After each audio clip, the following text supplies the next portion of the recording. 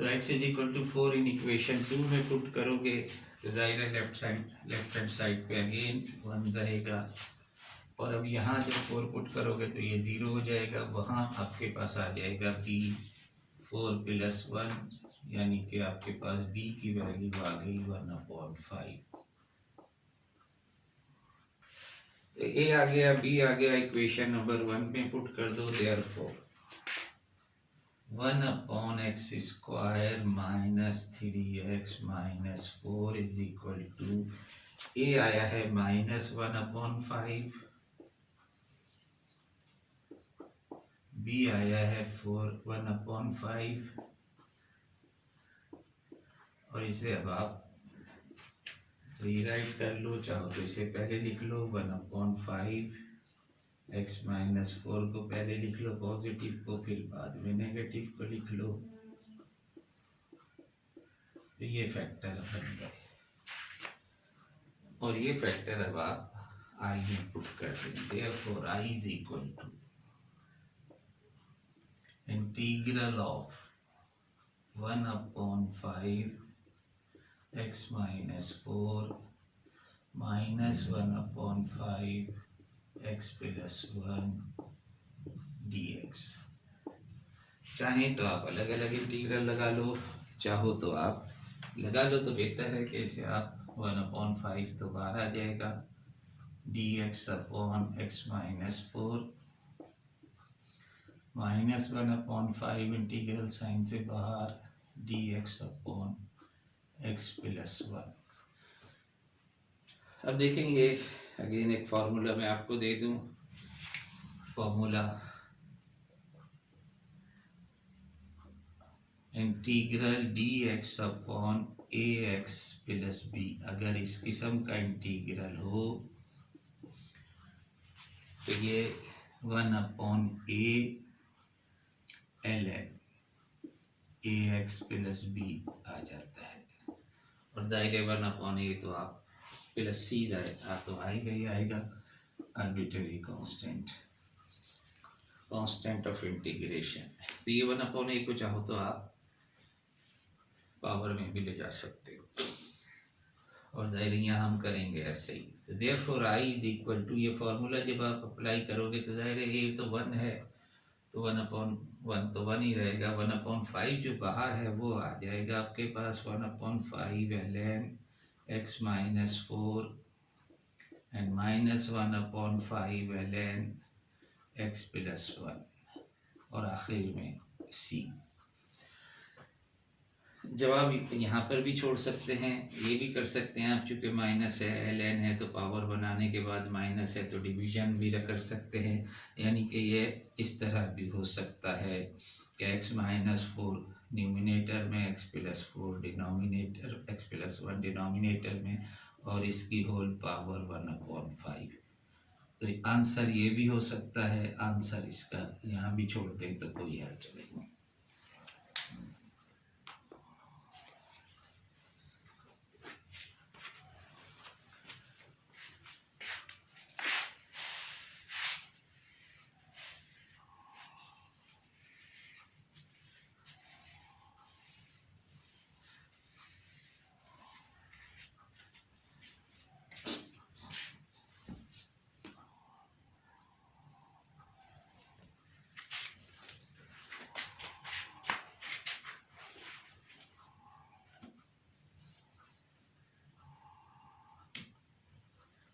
देखिए question number 13,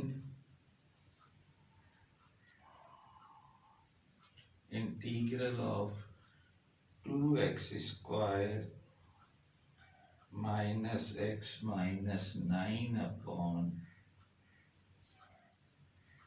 x³ minus 9x dx।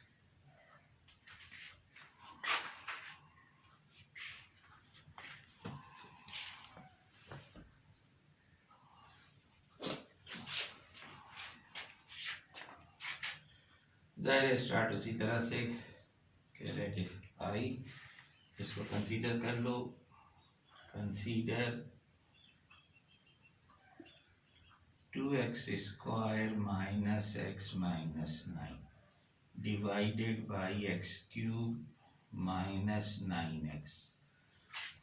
इनके factor बना लो। ज़ाहिर है न्यूमिनेटर की डिग्री कम है, डिनोमिनेटर की ज़्यादा है, तो डिवाइड करने की तो हमें ज़रूरत नहीं है। इसके फैक्टर बनाओगे, x कॉमन लोगे तो x² माइनस 9 बचेगा, तो x minus 3 and x plus 3 उसके फैक्टर हो जाएंगे। तो देखें आप ये 3 फैक्टर हैं और ऑल आर अनइक्वल। तो केस 1 का सवाल है, लेट कर लो, let 2x² minus x minus 9 upon x into x minus 3x plus 3 is equal to a upon x plus b upon x minus 3 plus c upon x plus 3 and let me call equation 1। LCM से multiply करोगे तो left side पे तो आपके पास यही रहेगा 2x² minus x minus 9। Right पे a के साथ अब आपके पास आ जाएगा x माइनस 3 और x प्लस 3। b के साथ x के आएगा और x प्लस 3 आएगा, और c के साथ x आएगा और x माइनस 3 आएगा। तो लेट मी कॉल इक्वेशन 2।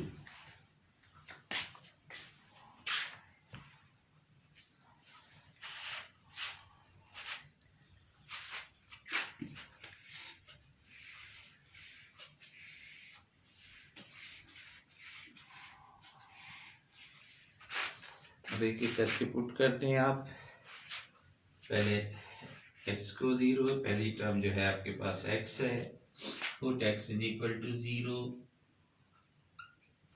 इन इक्वेशन 2। इक्वेशन 2 इम्प्लाई जब x को 0 पुट करोगे तो यहाँ से माइनस 9 बचेगा, और ये 0 तो माइनस 3 और प्लस 3 तो माइनस 9a बचेगा। बाकी सब 0 हो जाएंगे क्योंकि ये 0 हो जाएगा, ये 0 हो जाएगा। तो a की वैल्यू आपके पास इस तरह से 1 हासिल हो गई। अब पुट कर दो x माइनस 3 को 0, यानी x is equal to 3 in equation 2। अब जब आप 3 पुट करेंगे तो equation 2 imply 2 into 3 square minus 3 minus 9 is equal to x minus 3 को 0 पुट करोगे तो जहाँ जहाँ x माइनस 3 है वो 0 हो जाएगा, ये आ जाएगा आपके पास b x की जगह 3 प्लस 3 सॉल्व कर ले। तो यहाँ से आया 18 minus 12 is equal to 3b। 18b हो जाए 6 3 18b हो जाएगा। तो यहाँ से 6 बाकी बचा, तो b आपके पास आ जाएगा 1/3।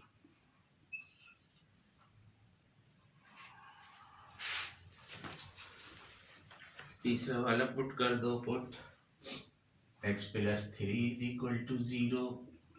This implies x is equal to minus 3 in equation 2। तो इक्वेशन 2 आपके पास ये तो 2 इंटू 9 होल स्क्वायर है, minus of minus 3 minus 9 is equal to, अब जहाँ x प्लस 3 है वो 0 हो जाएगा और आखिरी टर्म आपके पास आ जाएगी c की x की जगह minus 3। So from here we have 18 plus 3 21 minus 9 यहाँ पर है, और प्लस का 18 यहाँ 6 3 का 18 प्लस का 18 यहाँ। तो इसमें से 9 माइनस करोगे तो 12, तो c आ जाएगा 12/18 यानी कि 2/3। तो ये c की वैल्यू आ गई। पुट कर दो इक्वेशन 1 में, therefore 2x square minus x minus 9 upon x minus 3x plus 3 is equal to a आया है 1 अपॉन x, b आया है 1/3 प्लस का 1/3 के साथ x माइनस 3, और ये आया है 2/3 2 ऊपर और डिनोमिनेटर में 3x प्लस 3। ये फैक्टर्स आ गए, इन्हें आप इंटीग्रेशन में पुट कर दें। So therefore I is equal to 1/x प्लस 1/3x minus 3 plus 2/3x plus 3 dx। चाहो तो मैंने कहा ना कि अलग अलग इंटीग्रेशन में लिखें, चाहे तो डायरेक्ट कर दें इंटीग्रल इसका।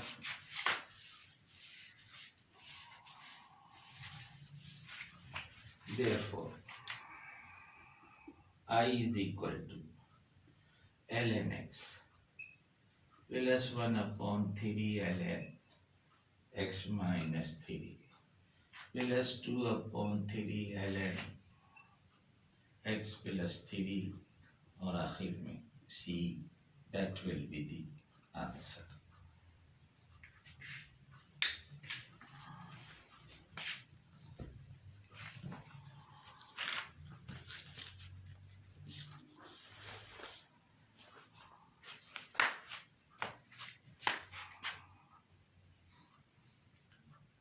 एक सवाल और कर लेते हैं, क्वेश्चन नंबर 17।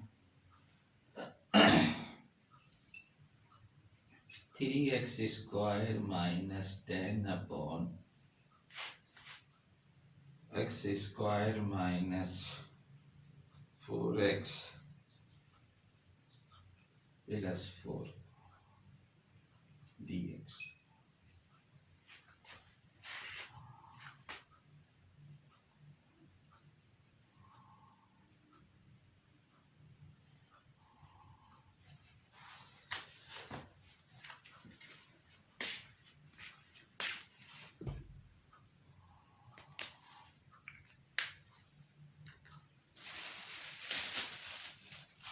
अब देखेंगे यहाँ पर degree of numerator and degree of denominator equal है।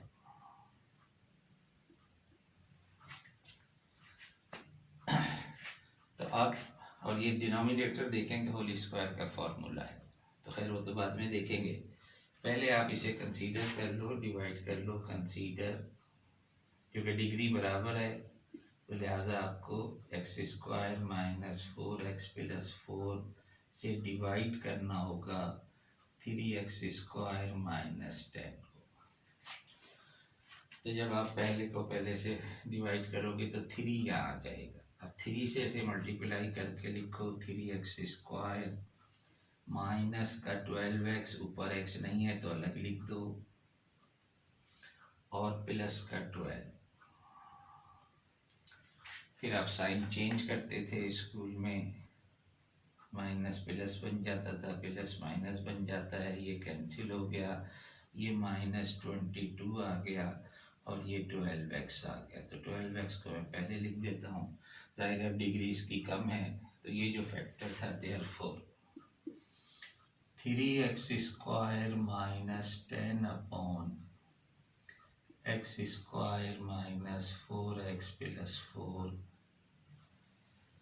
can be written as 3 plus 12x minus 22 upon x square minus 4x plus 4। और जाओ, तो ये इसके फैक्टर बन गए। अब ये वाला जो है, let me call equation number 1, ये वाला टर्म जो है इसको आपको फैक्टर बनाने हैं।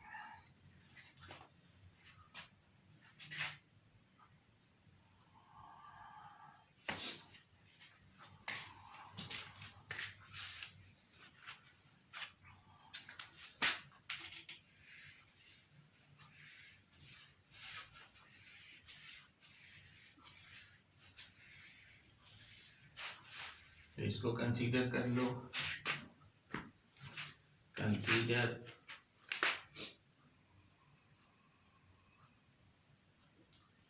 12x minus 22 upon x minus 2 का होल स्क्वायर।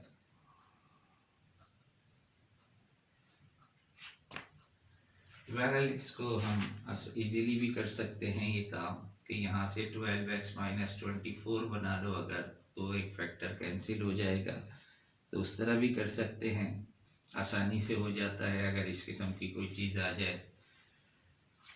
यहाँ भी हम कर सकते थे, डिवाइड करने के बजाय डायरेक्ट भी कर सकते थे, लेकिन चूँकि हम प्रोसीजर ही अडॉप्ट कर रहे हैं लिहाजा बेहतर यही है कि कोई प्रोसीजर रखो।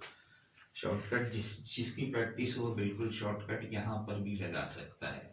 करा देता हूँ इसे, मैं फ़िलहाल शॉर्टकट से करा रहा हूँ कि इसे हम जो है इसे अगर हम ये 24 बना लें, यानी -2 और +2 ऐड कर दिया, तो डिनोमिनेटर में चूँकि x - 2 का होल स्क्वायर है, तो we can write this as 12। पहले दोनों में से कॉमन ले लोगे तो ये अलग हो जाएगा और इसको आप अलग लिख दें।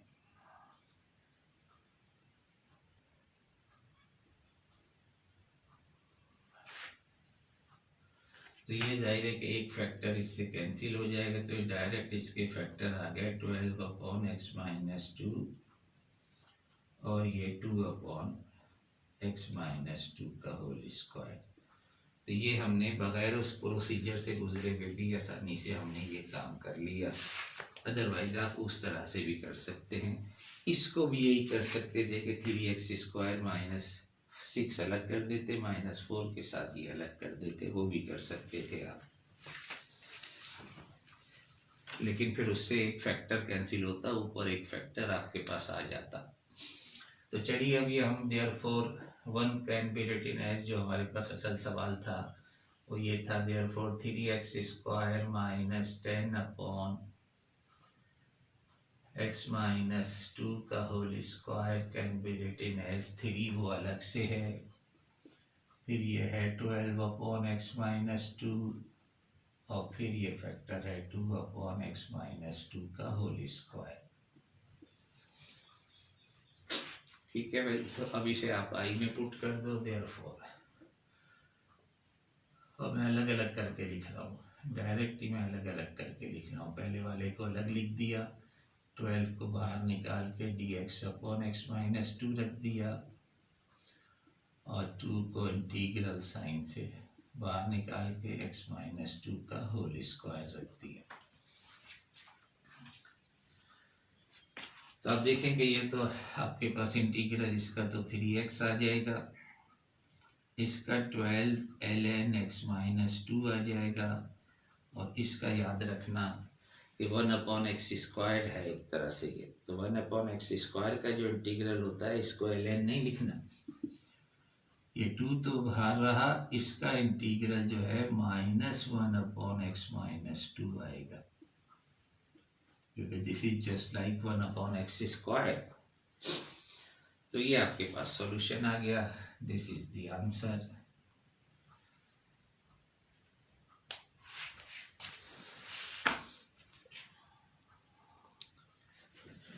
तो देखिए इंशाल्लाह इसका इंटीग्रेशन का सेकंड केस तो यहाँ पर खुद ब खुद आ ही गया है, लेकिन ऐसा आया है जिसमें हमने सेकंड केस के फैक्टराइजेशन में इस्तेमाल नहीं किया।